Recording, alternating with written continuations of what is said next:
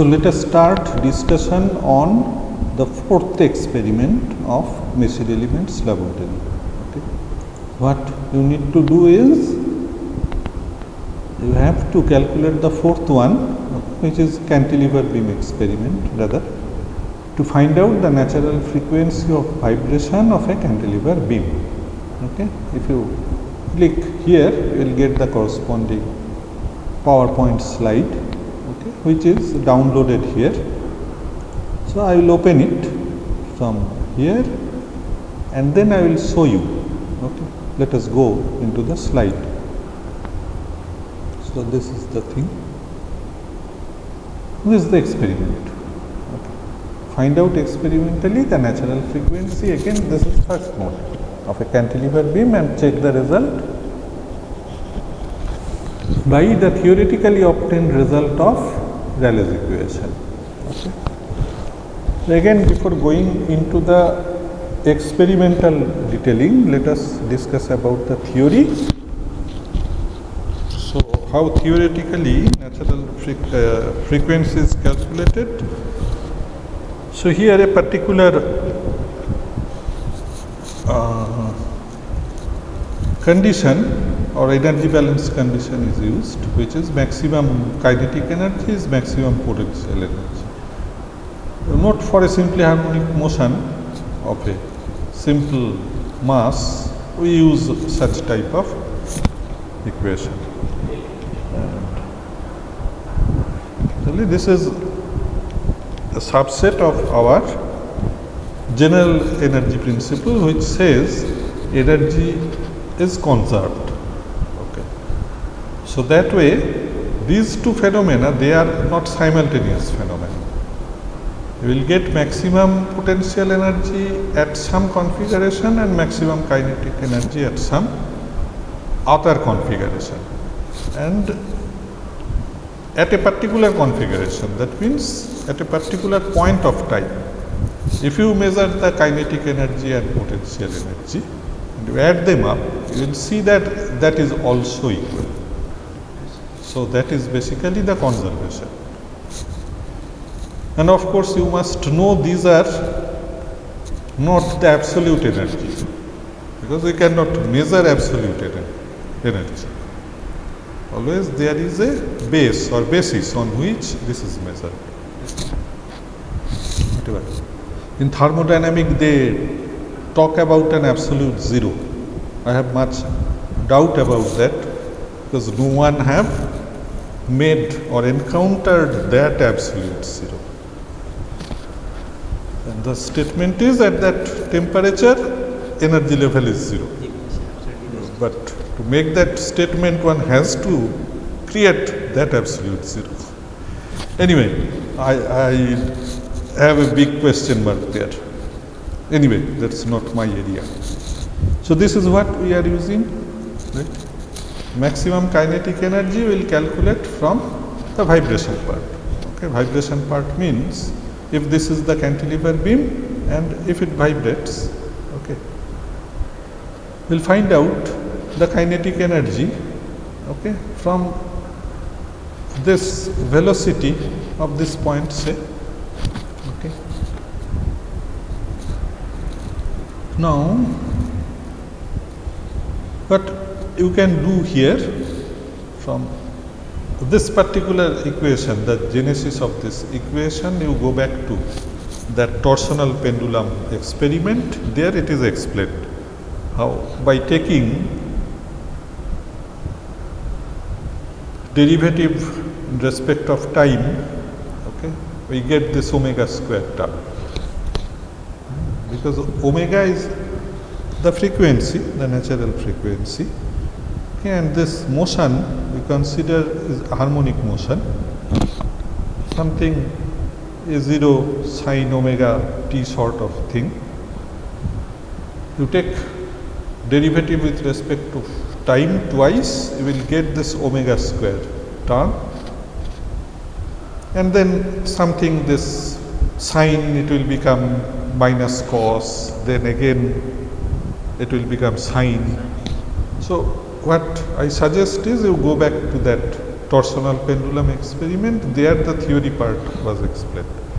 So follow that, you will find that this is the maximum kinetic energy. And how we are calculating the potential energy? Potential energy is basically the energy stored in the beam due to this deflection. Okay, so that means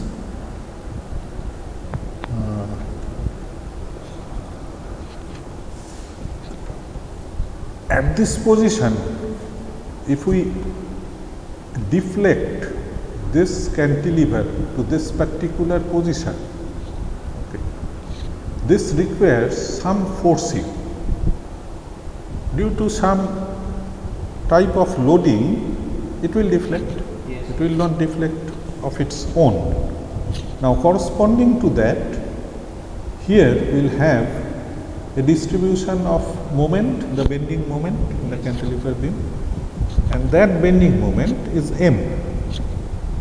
Okay. Now you know that force into displacement is a work done. Similarly, moment into angular displacement, that is also work done.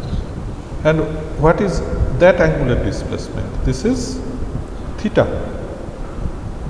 So at every point along this length, we have a certain value of moment coming from the moment diagram, bending moment diagram.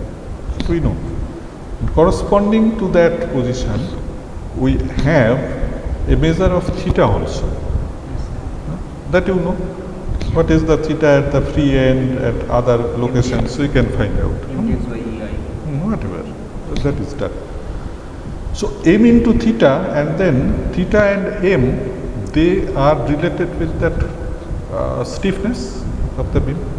So theta can be expressed in terms of m, and thereby we are getting this m square term. And this is the relation between that theta and m. Okay. So half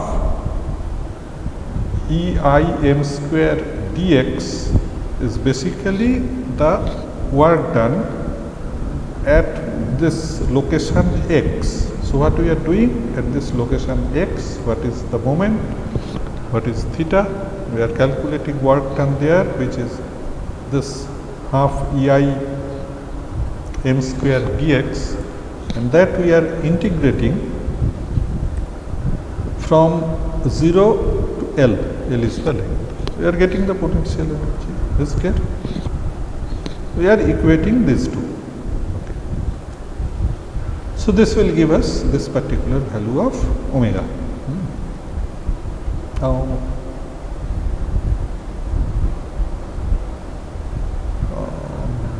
what are this particular value? 3.56 something is there. Actually it would be clear from here. Okay. E value, it is not there, right? EIG omega is there. So some values are put here from where we are getting this particular 3.56753. You need to carry out this one. Okay. Sir, এই EI-টা নিচে হবে না sir, এই EI-টা? Might be, I am not very sure about these things. Sir, I have to check. Potential is half into m into theta. As this theta equal to m into a. No, might be. I didn't check it myself. Okay, sir, I will check. Okay. You check it and let me know. This is what is available in this laboratory sheet. So it can be something like that. Actually, I didn't make the derivation myself right now. So you do it and you check whether this is coming. But whatever I have seen, this equation is correct. Okay. That I checked once. Anyway, right now I didn't check it, so I cannot say about this thing. What is relation between theta and m? That theta is expressed in terms of m. So theta Half equal to- m theta is the work done, right? Yes sir, half m theta. And that theta is now ML by EI. expressed by m. Theta is m by ei. ml by ei, then here L equal to dx. M dx by ei. it That is okay? theta, a cantilever making. So it should be half ei. Yes sir. So, okay. Possible. Not here. So, this omega square, I think some pi value is coming from here. So you need to check where from it is coming. Okay. Anyway, I am not going into this theoretical part right now. So we'll focus on the experimentation part. Right? So this is our setup. And what is that setup? Let me show you the figure. So can you identify the cantilever beam? Let me Yes, show sir. it here. This is a clear picture, Yes, right?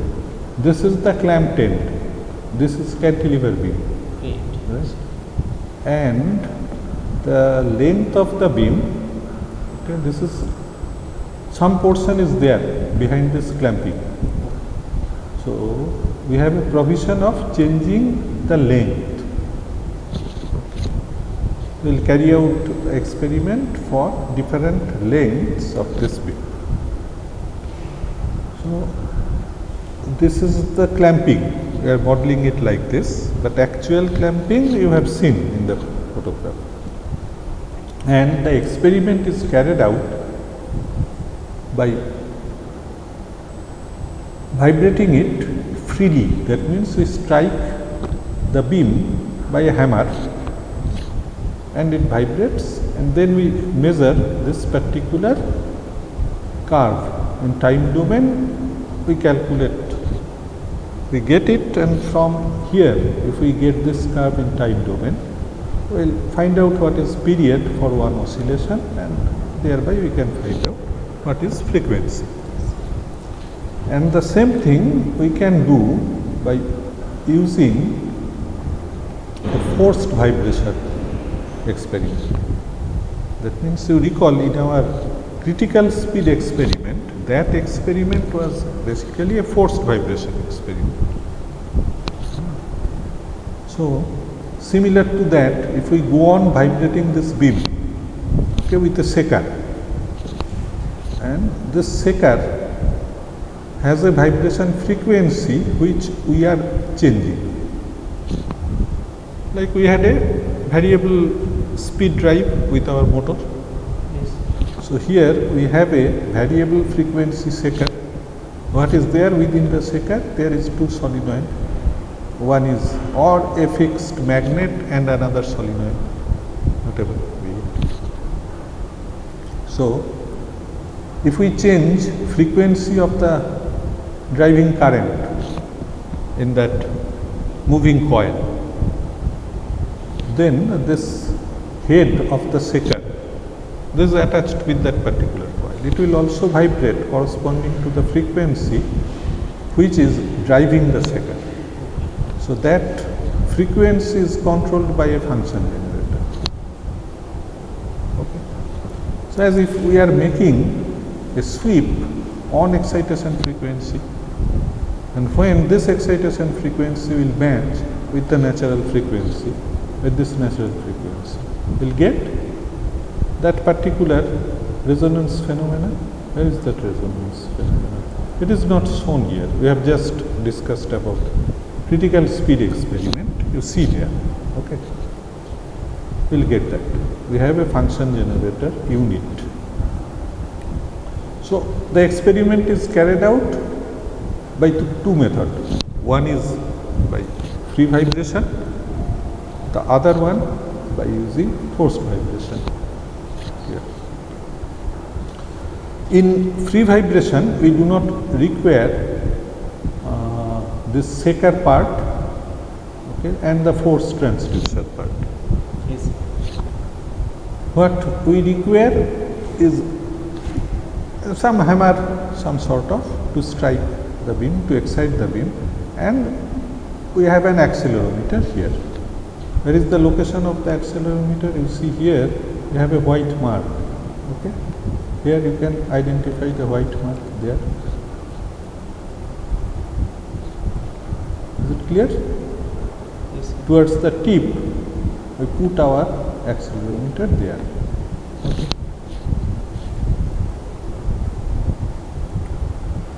So this accelerometer takes up some signal from there, and this we take it in an oscilloscope.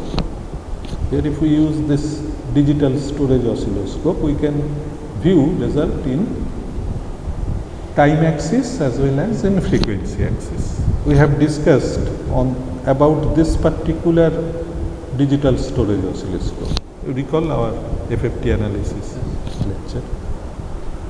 Okay. So there are some more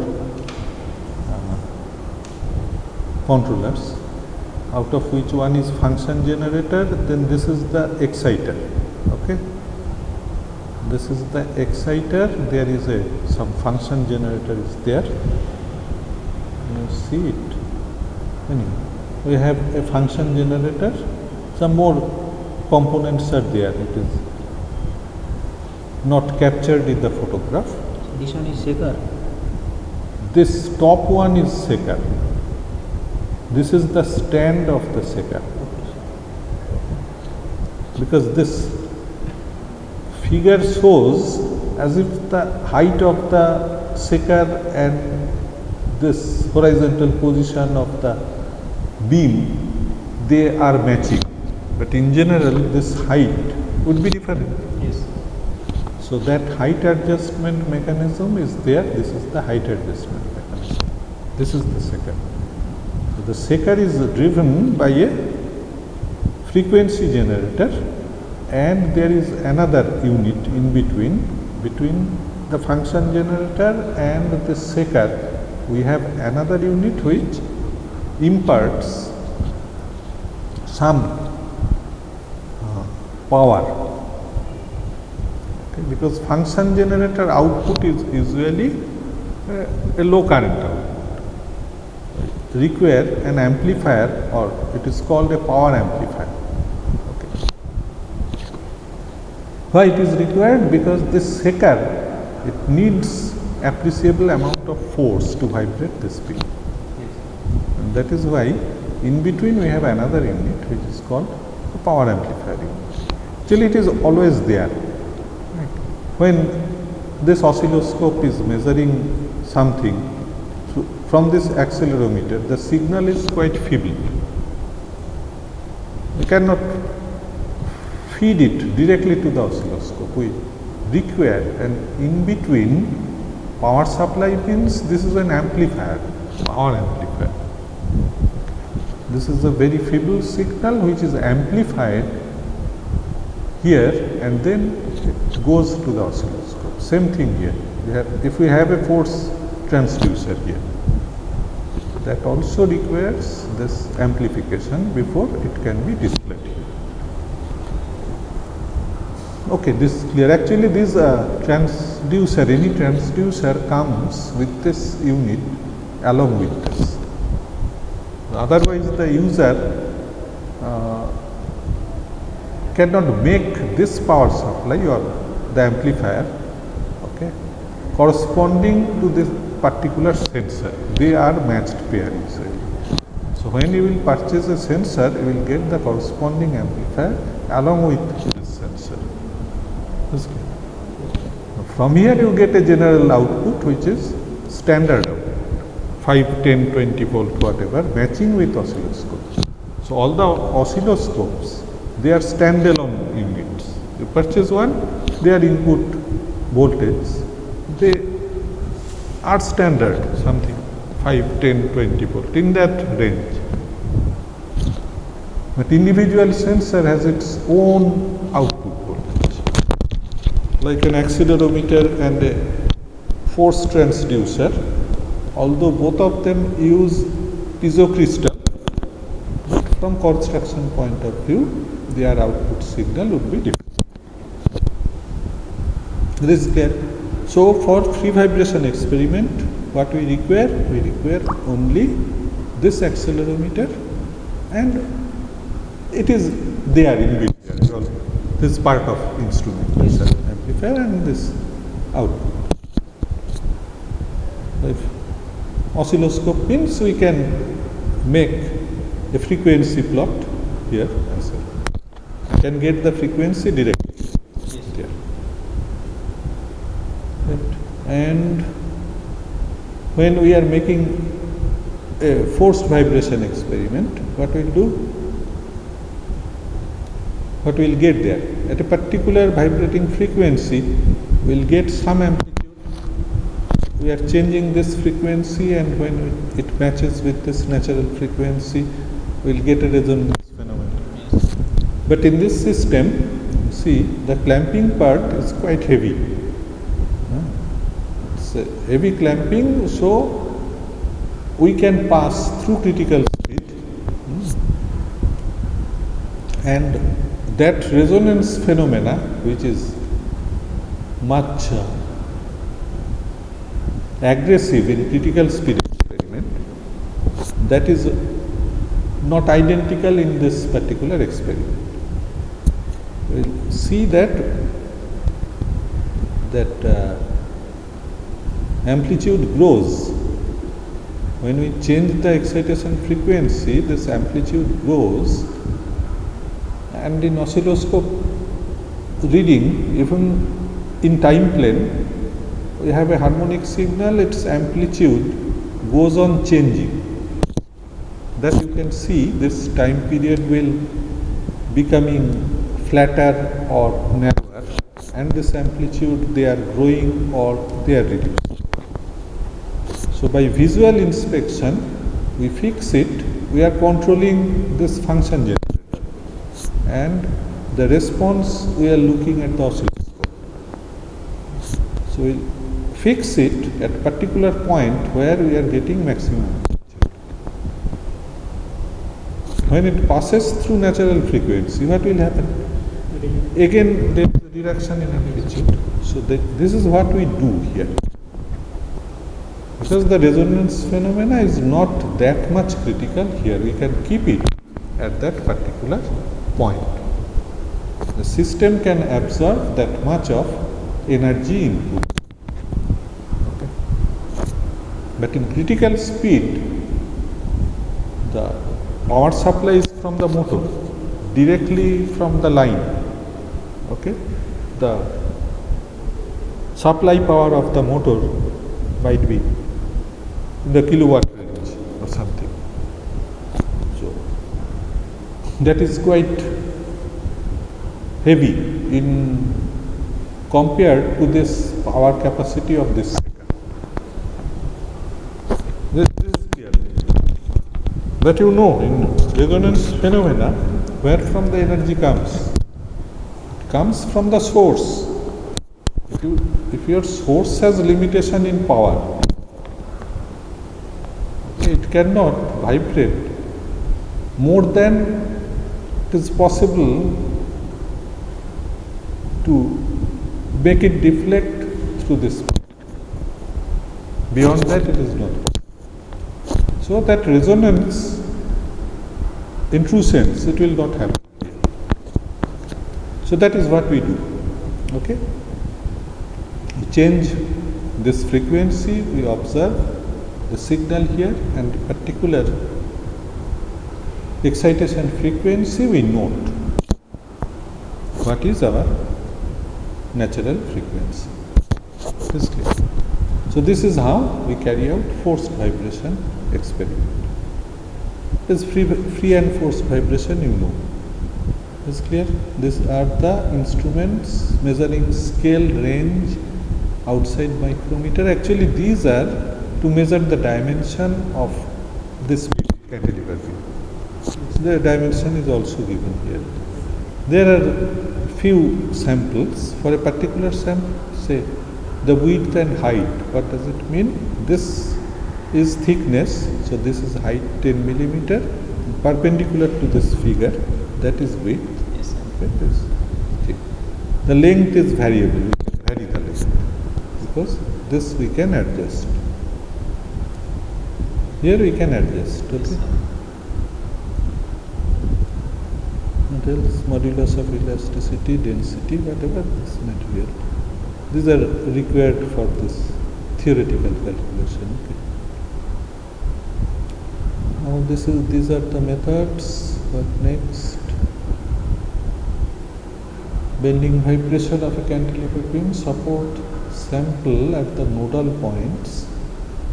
Hit sample at amplitude maximum. Hitting direction is important. What does it mean?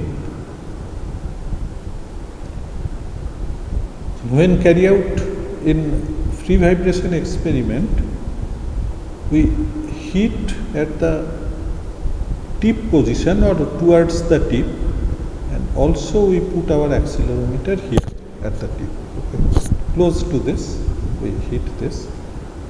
Hitting direction means this should be in the direction of vibration. It is not an oblique hitting or something like that. Actually, hitting position is important for higher modes of vibration. What is nodal point? For free vibration, the nodal point is the fixed state. You know what are nodes of vibration? Where the vibration amplitude is zero. So in first mode of vibration, this is the vibration. The nodal point is the fixed. But if it vibrates in second mode, okay, its profile is something like this. There would be a zero crossing. That would be a node, first node. Anyway, that is nodal point. Hit sample at amplitude maximum. The tip is always amplitude maximum.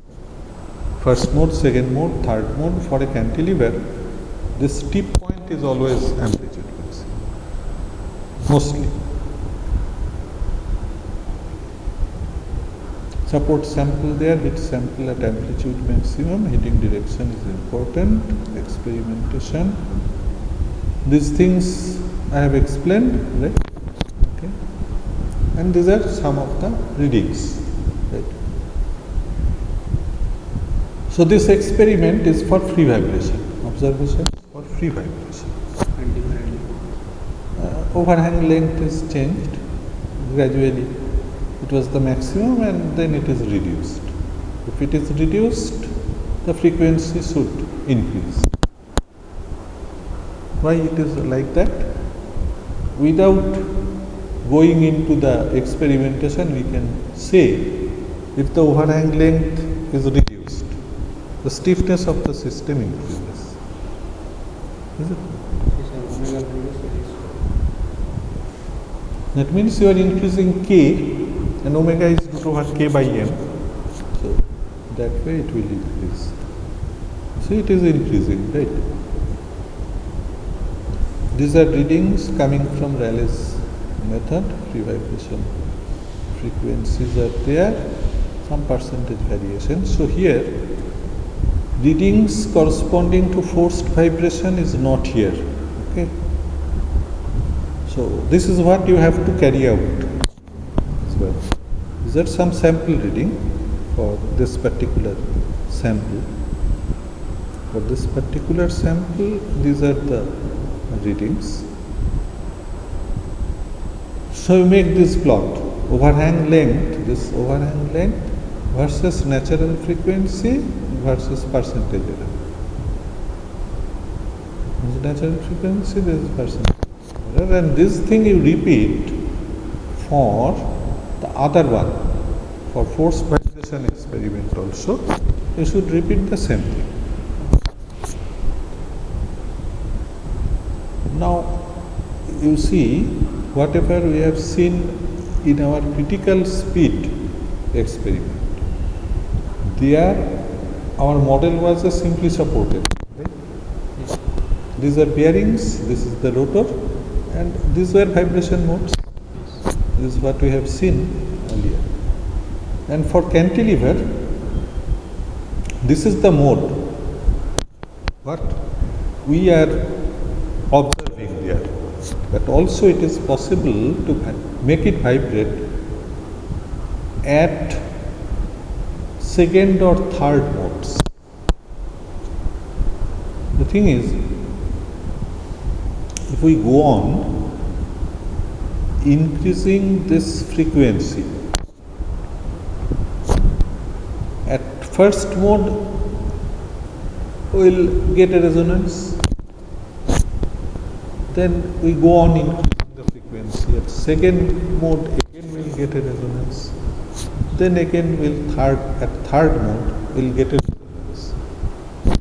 But from there we cannot find out what are the modes.